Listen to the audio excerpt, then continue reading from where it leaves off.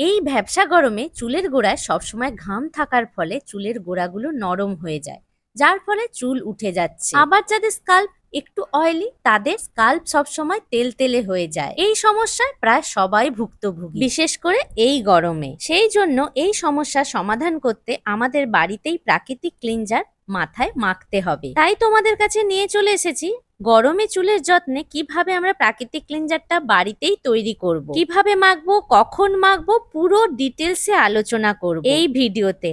আরো অনেক কিছুই আলোচনা করব, ঘাম কিভাবে কমবে, অতিরিক্ত ঘাম হলে কি করা উচিত, সবটাই আলোচনা করব। নমস্কার বন্ধুরা, আমি পায়েল।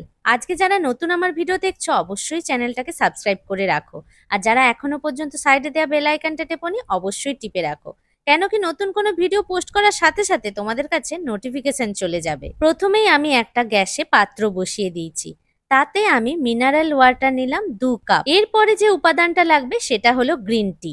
হ্যাঁ বন্ধুরা, আজকে গ্রিন টি দিয়ে কিভাবে চুলের যত্ন করব সেটা দেখাচ্ছি। তো গ্রিন টি আমি নিয়েছি 4 থেকে 5 চামচ। 2 কাপ জলটা ফুটে ফুটে 1 কাপ জলে পরিণত হবে, সেই রকমই আমরা এখানে ফুটিয়ে নেব। এখানে মোটামুটি 7 থেকে 8 মিনিট আমরা ফুটিয়ে নিলাম, তারপরে চাটা আমরা ছেঁকে নেব। বন্ধুরা, গ্রিন টি আমাদের চুলের জন্য অনেক ভালো, কেন কি গ্রিন টিতে অ্যান্টিঅক্সিডেন্ট ও ভিটামিন ই থাকার জন্য চুল পড়া কমাতে সাহায্য করে, তারপরে চুলের বৃদ্ধিও করতে সাহায্য করে। আবার ভিটামিন ই থাকার জন্য চুলকে নরম ও চকচকে এবং মসৃণ করে তোলে। এছাড়াও চুলকে বাড়াতে ও চুলকে মজবুত করতেও সাহায্য করে। প্রথমেই আমরা একটা বাটিতে চায়ের লিকারটা নিয়ে নিলাম।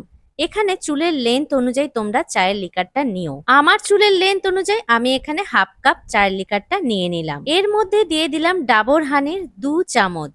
এরপরে এখানে নিয়ে নিলাম অলিভ অয়েল। অলিভ অয়েলটাও আমি এখানে 2 চামচ নিয়ে নিলাম। সবগুলোকে খুব ভালো করে মিশিয়ে নেব। এবার আমাদের যে মেন উপাদানটা লাগবে সেটা হলো শিকাকাই, আর এখানে আমি ময়ূর কোম্পানির শিকাকাইটা নিয়ে নিলাম। আর এখানে আমি 6 থেকে 7 চামচ শিকাকাইটা নিয়েছি। তোমাদের চুল যদি আমার থেকে বড় হয় তাহলে শিকাকাইয়ের পরিমাণটা বাড়িয়ে দিও, আর আমার থেকে চুল যদি ছোট হয় তাহলে শিকাকাইটা আরেকটু পরিমাণে কম নিও।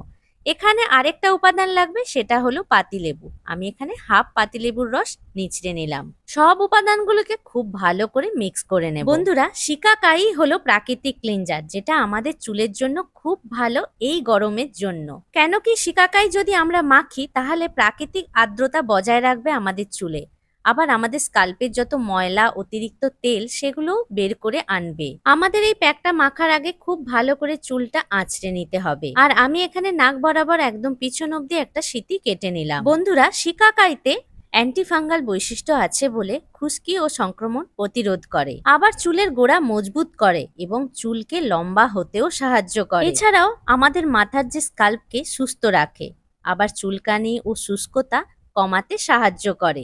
জানো বন্ধুরা, এই গরমে শিকাকাই যদি আমরা মাথায় মাখি তাহলে আমাদের মাথার ত্বক ঠান্ডা রাখে। এটাই হলো শিকাকাইয়ের সব থেকে বড় গুণ। আমরা প্যাকটাকে খুব ভালো করে মিক্স করে নেব চামচের সাহায্যে। তারপরে বাঁ হাত দিয়ে আড়ি কাটবো আর ডান হাতের সাহায্যে পুরো মাথার স্কাল্পে ভালো করে লাগিয়ে নেব।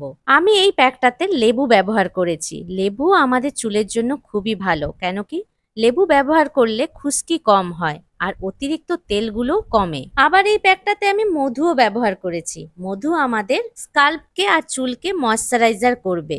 এটা স্কাল্পে আর চুলে ভালো করে আমরা লাগিয়ে নেব। স্কাল্পে লাগানোর পরে হালকা হালকা আমরা মাসাজ করে নেব। 5-7 মিনিট মাসাজ করলেই হবে। তবে শিকাকাই যখন আমরা ব্যবহার করব তখন একটু খসখসে মনে হয়, কিন্তু এটা ধোয়ার পরে বা শ্যাম্পু করার পরে খুব নরম অনুভব হয়। এরপরে আমার মতো যাদের চুল লম্বা তারা এরকম ভাবে একটু খোঁপা করে একটা শাওয়ার ক্যাপ যদি তোমাদের থাকে সেটা লাগিয়ে নিতে পারো। আর যদি শাওয়ার ক্যাপ না থাকে এরকম ধরনের একটা পলিথিন নিয়ে গোটা মাথায় আধ ঘন্টা থেকে 40 মিনিট মতো আটকে রেখে দিও। তারপরে খুব ভালো করে জল দিয়ে আমরা ধুয়ে নেব, তারপরে 3 বার মতো শ্যাম্পু করে নেব। তাহলে বন্ধুরা, তোমাদের ভিডিওটা যদি একটু উপকারে আসে বলে মনে হয় অবশ্যই একটা লাইক, কমেন্ট আর শেয়ার করো। আর নেক্সট ভিডিও কি দেখতে চাইছো সেটাও কমেন্ট সেকশনে জানিও।